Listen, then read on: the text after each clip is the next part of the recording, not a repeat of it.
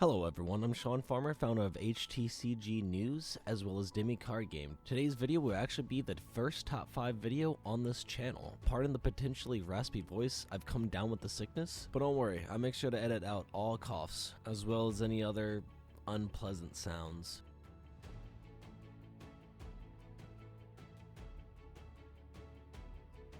Starting off with number 1, we have Digitalize It. A lot of the HTCG community I've seen thus far simply do not have their cards digitalized. Instead, it's drawn on a piece of paper and that's it. Now, drawing on a piece of paper is a really good first step. However, the difference from a hand-drawn paper card to a digitally designed card is the difference in a sketch to a finished product. Yeah, the sketch is very important. However, you have to have a finished product in order for people to appreciate it more. If you're not familiar with turning your work into a digital format, then hiring an artist might be your best bet. Anything good and worthwhile, you're going to need to spend money on. Your TCG isn't any exception. I personally have a digital artist for Demi, as I'm awful at drawing. However, you might be wondering, where's some good places to find an artist? Well, HTCG News has a marketplace where artists who specialize in digital art and card creations go. So looking there might be a good place to start. You might even find a long-term artist that works with your game hand in hand from start to finish. The link for that will be in the description below.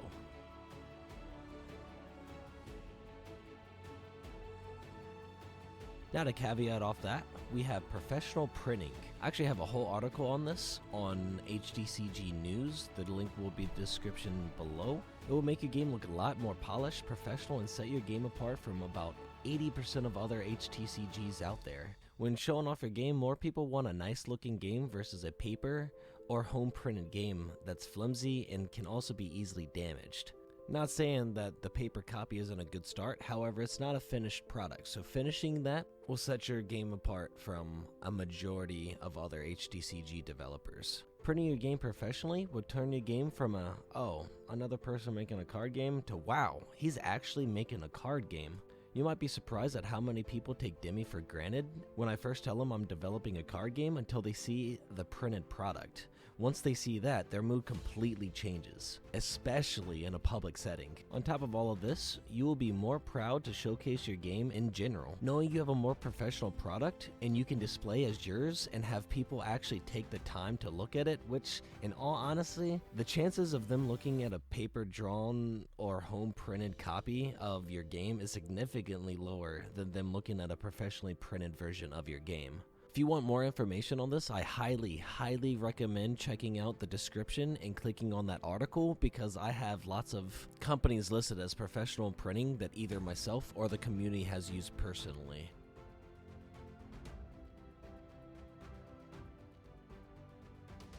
Now for number 3 on the list, keep at it. This might seem like it's common sense, however, the vast majority of homemade TCGs I've seen thus far have either ended because the developer lost interest or they just fell off the planet. I haven't seen or heard from them in months. One of the best ways to fight potentially falling off or losing interest in your game is by taking breaks and not pushing yourself too hard on your project. Your game will get finished in time, and people would rather see it progress at a slower pace and actually finish than a bunch of progress all at once and then you getting burned out really quick and just completely stopping the game after a while. Pacing yourself is definitely one of the biggest ways to ensure an everlasting development.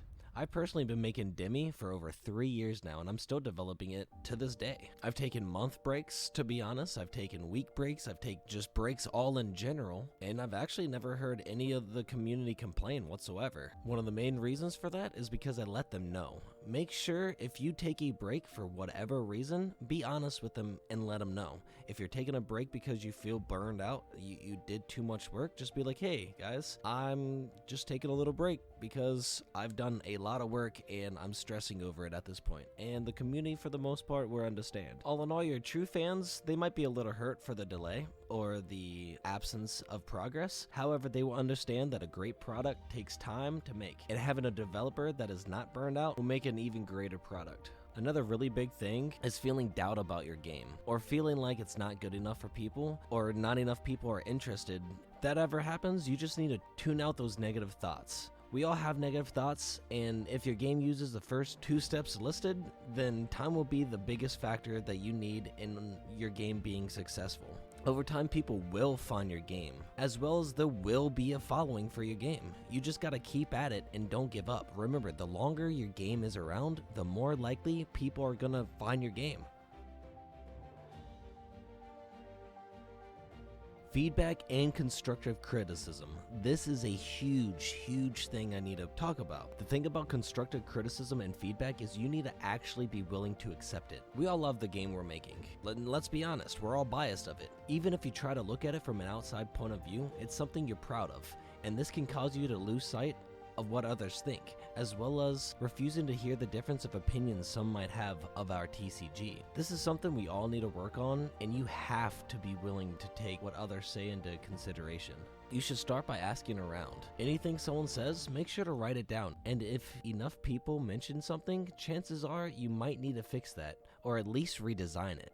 Everyone has their own thoughts, and everyone has ways to implement different things. However, listen to other people's voices and concerns might help you to form your own final conclusion and final product on your game, and also it could benefit your game significantly.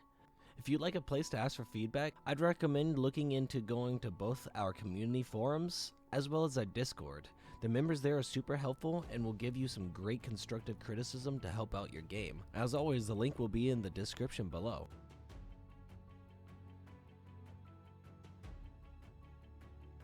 Promote your game right. Literally no one, and I mean no one, likes someone that only talks about the game or promotes it every chance they get. If you're not in a specific promotion place, such as a promotion Discord, forums, or one of the HTCG communities, then don't only talk about your game. Even then, not making everything about your game will increase genuine views to your game. If you're on a promotional community, just take the time to talk with others on there. Look at what they're promoting, then they'll also be more likely to do the same for you. The majority of people tend not to check out other people that purely promote and nothing else on those types of communities. You have to remember, most people on there are also developers of some sort, and they have their own things to promote. So it's a scratch their back and their scratch yours type of situation.